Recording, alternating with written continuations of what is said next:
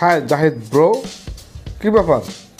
তুমি আজকে একা একাই তোমার দলবল, গাড়ি, সিকিউরিটি এই সকল বাদ দিয়ে তুমি একা একা হেঁটে আসতেছো, ওটা নাকি জাহিদ ব্রো? আরে ফাহাদ, তুমি না সমন্বয়, আর তুমি কোনো খোঁজ খবরই রাখো না। কি ব্যাপার, তুমি কি উদাসীন হয়ে গেছো নাকি? না জাহিদ ব্রো, আমি আসলে ব্যাপারটা বুঝতে পারলাম না। কি ব্যাপার, একটু খুলে বলুন তো। আরে আমি তো পদত্যাগ করেছি উপদেষ্টা থেকে। এখন আমি তোমাদের মতো সমন্বয়ক। এখন আমরা একটা নতুন দল গঠন করব, আর সেই নতুন রাজনৈতিক দলের নাম হবে বাংলাদেশ ঐক্যওয়ালা বাস পার্টি। যে দলের প্রধান হব আমি, বুঝতে পারছো?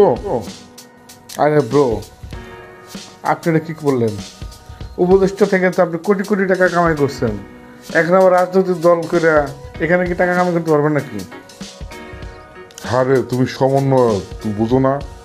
তুমি সমন্বয়ক হয়ে যদি কোটি কোটি টাকা কামাইতে পারো, ঐক্যওয়ালা বাস পার্টির দলের প্রধান হব, সেখানে আমি কত টাকা ইনকাম করবো তুমি বুঝতে পারছো না?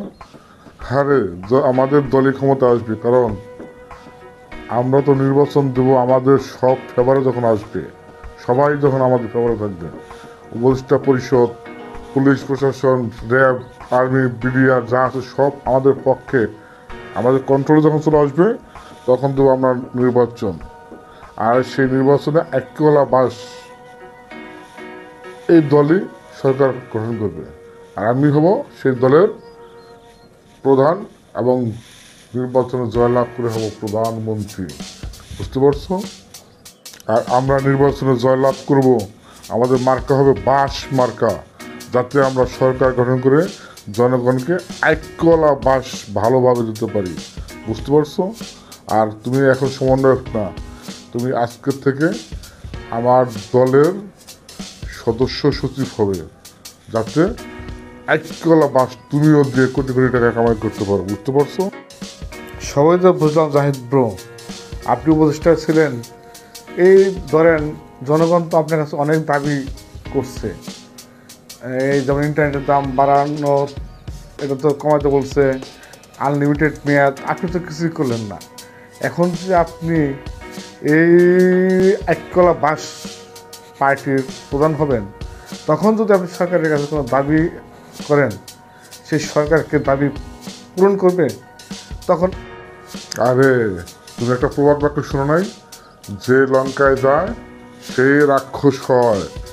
যতদিন আমরা ক্ষমতায় থাকবো, ততদিন আমরা জনগণের কোনো চাওয়া পাওয়া পূরণ করবো না, শুধু শুনবো আর শুনবো। আবার যখনই আমরা ক্ষমতার বাহিরে, তখন আমরা বলবো শুধু জনগণের পক্ষে বলবো, সরকার এটা দেয় না, সরকার এটা দেয় না, এই সরকার ফেস্টিভাল, এই সরকার স্বৈরাচার, এই সরকার এটা, এই সরকার সেইটা, এই সরকার দুর্নীতি করছে। কিন্তু যখন আমরা ক্ষমতা যাব, তখন আমরা হব দুধের দোয়া তুলসী পাতা, বুঝতে পারছো? জাহিদ ভাই, সবই বুঝতে পারছি, সবই শুধু টাকা কামানোর ধান্দা। চলেন এবারে রাজনৈতিক দল গঠন করে আমরা দেখি, টাকা টাকা টাকা, শুধু টাকা কামাইব, শুধু টাকা কামাইব, আর বিদেশে পাচার করব।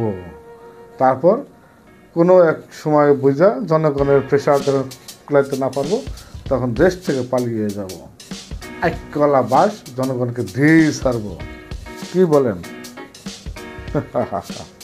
ঠিক কইছো ব্রো, এখন থেকে দলে মনোনিবেশ করো, কর্মী সংগ্রহ করো। ভোট কীভাবে, অবশ্য ভোটের চিন্তা করতে হবে না, কারণ আমরা তো রাত্রি বেলায় ভোট দেবো, এই বিষয়ে তুমি নিশ্চিত থাকো।